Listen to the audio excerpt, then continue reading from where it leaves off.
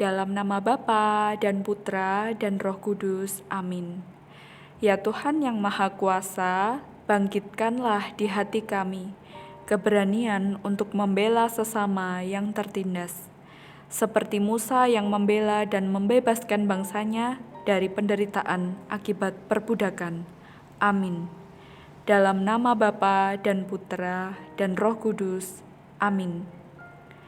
Di sekitar kita, ternyata ada banyak orang yang menderita. Ada orang yang menderita karena bencana alam, tapi ada juga yang menderita karena kejahatan sesama manusia. Orang-orang yang kuat dan berkuasa kadangkala menyalahgunakan kekuasaannya untuk menindas orang-orang yang lemah demi kepentingan pribadi atau kelompok mereka.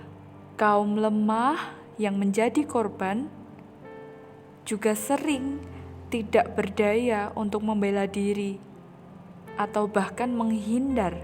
Mereka membutuhkan orang-orang yang berani membantu mereka menghentikan para penindas dan kemudian menegakkan kebenaran.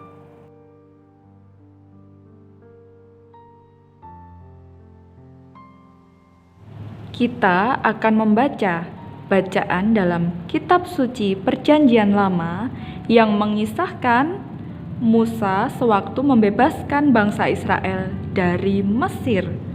Kisah yang akan kita baca ada dalam kitab Keluaran. Keluaran adalah salah satu kitab yang termasuk dalam kitab Taurat. Kitab Taurat itu disusun oleh Musa, tapi penulisnya banyak. Nah, Taurat ini ada di kitab-kitab pertama dalam Perjanjian Lama. Nih, kalau kita lihat di samping sini, pasti ada dua warna yang berbeda. Di sini ada merah dan ada hitam. Tapi mungkin di Alkitab kalian berbeda warnanya. Yang atas ini adalah kitab Perjanjian Lama. Kemudian yang bawah ini adalah Perjanjian Baru. Setelah ada Yesus, Perjanjian Baru. Nah, kitab Taurat itu ada di 5 pertama sini. Tadi kita akan mencari kisah Keluaran ya. Keluaran bab 14 ayat 5-31. Kita cari yuk. Kitab yang kedua. Setelah Kejadian nanti akan kita temukan kitab Keluaran. Lihat. Kitab Keluaran. Di sini ada angka-angka yang dicetak tebal dan besar. Ini menunjukkan bab. Semoga tidak lupa ya. Bab 1, bab 2, bab 3. Kalau kita cermati, ada angka-angka yang lebih kecil lagi. Lihat. Ini menunjukkan ayat. Sekarang kita akan mencari Keluaran bab 14 ayat 5-31. Maka sekarang kita akan mencari angka 14 dulu yang tercetak besar dan tebal. Di sini ternyata. Oke. Bab 14. Sekarang kita cari ayat 5.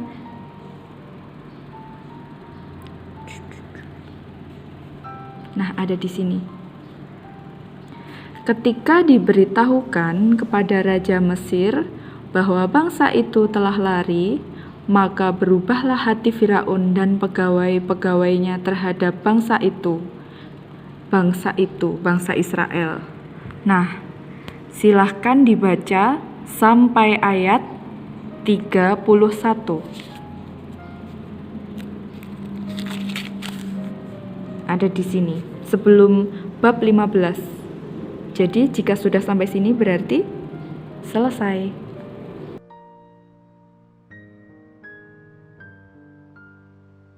Musa memimpin bangsa Israel keluar dari Mesir. Ia yang telah membujuk Firaun untuk membawa bangsa Israel keluar dari Mesir.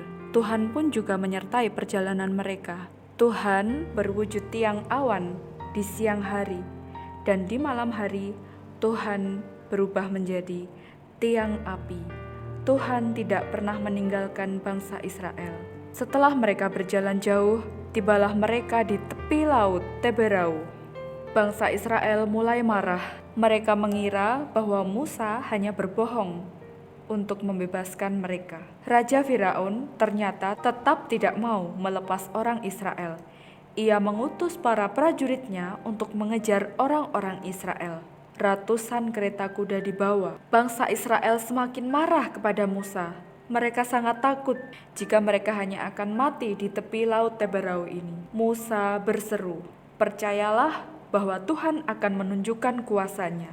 Musa lalu mengangkat tongkatnya dan bertiuplah angin yang sangat keras, sehingga laut pun terbelah menjadi dua. Air laut menjadi tembok di kanan kiri. Orang-orang Israel berjalan melalui laut yang kering. Prajurit Israel tetap mengejar hingga ke tengah laut. Namun, Tuhan membuat roda mereka miring, sehingga mereka susah melaju. Setelah semua orang Israel sampai di seberang, Musa menurunkan tongkatnya dan air laut kembali bertemu. Semua prajurit Mesir tenggelam di laut Teberau.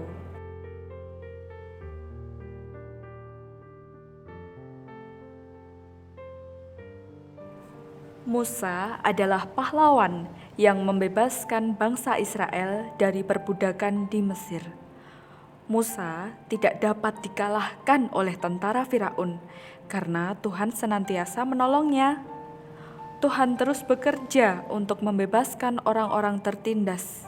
Tuhan membutuhkan orang-orang seperti Musa untuk menjadi penolong bagi sesama. Musa memberi teladan bahwa dalam hal membela kebenaran, kita tidak perlu takut dengan kekuatan apapun di dunia ini. Tuhan pasti menolong dan memberi kita kemenangan selama kita setia dan taat pada bimbingan Tuhan. Menolong sesama yang menderita adalah perbuatan mulia. Kita harus rela berkorban dan berani menghadapi risiko. Tuhan menyertai para relawan yang berani menolong sesamanya yang menderita. Contohnya, para relawan yang membantu di daerah yang terkena bencana. Mari kita teguhkan hati untuk menolong sesama lewat hal-hal yang sederhana dulu. Tuhan pasti memberi kita kekuatan untuk menang. Dalam nama Bapa dan Putra dan Roh Kudus, amin. Ya Tuhan yang Maha Kuasa, berilah kami keberanian untuk membela orang-orang yang dianiaya dan yang diperlakukan tidak adil. Amin. Dalam nama Bapa dan Putra dan Roh Kudus. Amin.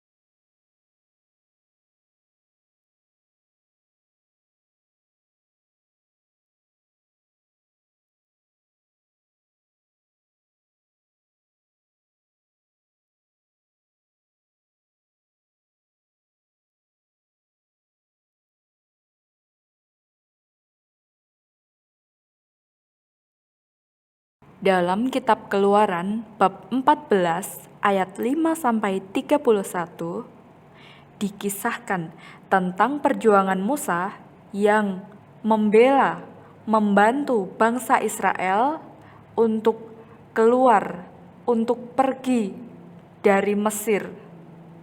Karena selama mereka di Mesir 400 tahun mereka diperbudak oleh bangsa Mesir. Musa dengan berani memimpin bangsa itu keluar dari Mesir menuju ke tanah yang dijanjikan oleh Allah, yaitu Kanaan. Meski banyak kesulitan dan tantangan berat yang dihadapi, namun dengan pertolongan Tuhan, semua kesulitan tadi, tantangannya juga dapat diatasi. Bahkan ia mampu mengalahkan tentara Firaun yang terkenal sangat kuat. bukan dengan balas melawan, namun semua karena pertolongan Tuhan.